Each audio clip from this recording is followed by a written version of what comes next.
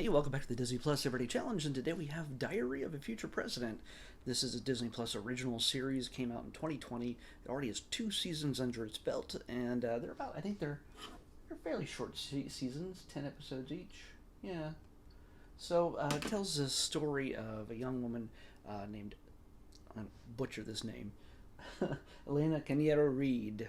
Uh, she is 12 years old at one point, but she's also the brand new president in the United States. And it's this show starts off with her stepping into the Oval Office as president on her first day, and suddenly receiving something in the mail from her mother, and it turns out to be her diary that she wrote when she was 12 years old. And then we jump back to that period where she's 12 years old and she's just starting this diary, and you get to see kind of what the makings of a president could be, of a good president, maybe you would hope. That it shows that she's not perfect, that she's not, um, hopefully not like every other president we've had. I'm not trying to try not to get political, but this series, again, would be a Republican nightmare. It's probably what imagine Republicans put on a female woman of color running the country. It would be something they would just spend 30 minutes at a shot screaming at the television. Not that there's anything really political at all in this so far. I've only watched one episode. They're about 26 to 30 minutes long each. I guess, did I say that it's 2 seasons? It's 2020 premiered on Disney Plus. I can't remember. Man, I'm getting old.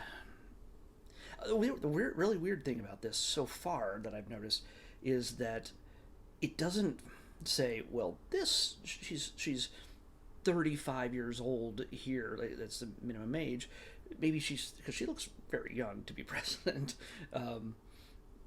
She's 35 years old in her presidential time at the very least, and she's 12 years old in this nondescript era. There's cell phones, there's smartphones, so it doesn't try to, so far as far as I know, it doesn't try to set either of these periods of time in a specific time period. Like, it's not like, oh, it's the 90s and she's 12 years old in the 90s, and now it's 2021 and she's the president. It does. I don't think it doesn't hook itself on any kind of era or anything else like that. There's nothing that screams, check us out, it's the 90s or the aughts or whatever in this. There's no hard references with music or with technology or anything else. It just is trying to tell a story of this 12-year-old girl who struggles with everything else that 12-year-olds deal with, whether it's mom's new boyfriend. Because, by the way, in order to make this officially Disney, she has to have a dead parent. Her dad is dead. She lives with her mom and her brother, her older brother, who apparently gives off a scent that lets people know he's coming, no matter where he is, because he's a teenager, and that's how it works. But Elena is very smart, very motivated, very intense when it comes to getting good grades and just being the best version of herself, but she screws up. And she has problems with her friends or former friends. She has problems sometimes remembering that an assignment is due at the right time. It's First of all, the girl who plays young Elena is Tess Romero, and oh gosh, I've already forgotten the name of the woman who plays her. Oh, Gina Rodriguez. Gina Rodriguez plays the adult, the grown-up Elena. We don't see a whole lot of her as a president necessarily, because this is focusing on the diary and what it took to get her to that point in time. It's the kind of thing that I kind of hope that will go on for a good long time, and so you can actually see the evolution of this character, and not just, oh, we did 2 seasons or 3 seasons and we're just going to stop here, because hopefully they have a deal to arc this all the way out and let all the actors stick with the show. Hopefully, they don't want out early. And the indications I'm getting here also, which I did not see in the first episode, is that um, Elena interacts with her other self. Maybe it's a dream thing. Maybe it's her looking as an adult, looking back as a child and interacting. That might be an element. I'm seeing this also on a screen that's flipping in front of me. That it appears to be that way. Obviously, she's going to get a desire, an interest in politics, in social issues, and everything else. And she's going to grow up, hopefully through this show. And I think one, it's inspirational, and it's really well done. It's beautifully acted. Tess, especially, is this great neurotic little 12-year-old.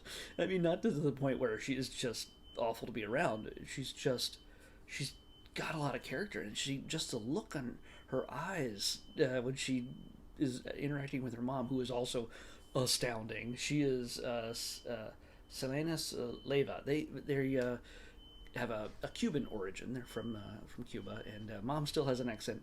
Elena does not, because she was born here. So it's I imagine, well, maybe mom was too. I have no idea, but they have a Cuban descent, so even more terrifying to the right. Oh my God, can you imagine? Yeah. Anyway, politics. Yeah, I don't know how you can really avoid this, but again, it's really about the shaping of a person rather than the shaping of someone's politics. I think we'll have to see. You know what? We're gonna see, because I'm gonna add this to my watch list, because that's how much I enjoyed it. It's not, I don't think it's made for me, and it's not your standard Disney Channel series where let's all just there's a hook like time travel or we're superheroes or something weird, and then the parents are all dumb, the kids are all smart, and they just make jokes at their expense, and there's a bad laugh track. None of that is here in this. This shows respect to each of the characters, and mom is struggling. She's as much of a main character in this as Elena, because she's still dealing with raising kids, and she just pops off the screen. I think she's so far beyond Elena herself. She is just knocking it out of the park in this series, and she's just amazing to watch. She's dealing with an office romance, and yes, I know that all this sounds very soap opera-y, but it's not. It doesn't feel like that to me anyway. She's trying to start a new relationship after the loss of her husband, and she's really nervous in how to break this to her kids, and how to not break it to them. Well, yeah, break it to them, yeah, pretty much, because she sees it as something super scary, not just for her, but potentially for her kids. And the guy seems like a good, decent guy, so it's even more important to her. So you get to see a little bit of struggle with each of these characters. I imagine we're gonna go a little bit deeper on each of the her friends and frenemies and her brother and things like that, and the boy she has a crush on and things like that. That's gonna happen. That's even if he's yeah. I guess there. Yeah. She does have a crush as a kid. Yeah. It's obvious, but it's really well acted. It's shot not like a sitcom, not like a multi-camera set sitcom. It looks like a real house. It looks like a real school. Probably not, but it's still the exterior's sure. But it's got to be funny. I can't imagine, God, if they would ever make a the diary of a future president with little Joe Biden, little Don Trump, little Obama and Clinton and God knows who else, and Bush. Can you imagine what those series would be like? I'm sure they've written their share of biographies and autobiographies and things like that. Leaving out all the good parts, all the real parts, all the vulnerable parts. This one, well, it's not a real president. It shows vulnerabilities, and the character-making moments, I imagine, is the focus of this show that leads to hopefully a future president like this. I imagine they wouldn't make this show where the president, the main character, just turns out to be a horrible person who just is in it for the money and to manipulate the masses just to take everything they have. I doubt that's a show that you'd want to make. This is hopeful. This is a little bit about the potential. Can you imagine if we had a president that potentially cared about all aspects of the United States and its people? And the world. Yeah. Wouldn't that be nice? It's hard to imagine, but this helps a little bit. Boy, I'm getting cynical. Anyway. Do you think I have a reason? Anyway, let's pick tomorrow's episode. 241. Okay, 241.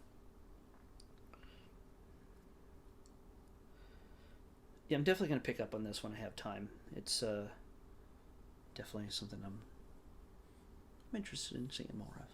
All right, we got something here that is says it's a short, but I have a feeling it's a series of shorts from what I recall. I'm pretty sure it's a series of shorts. So we're going to watch as many as I can.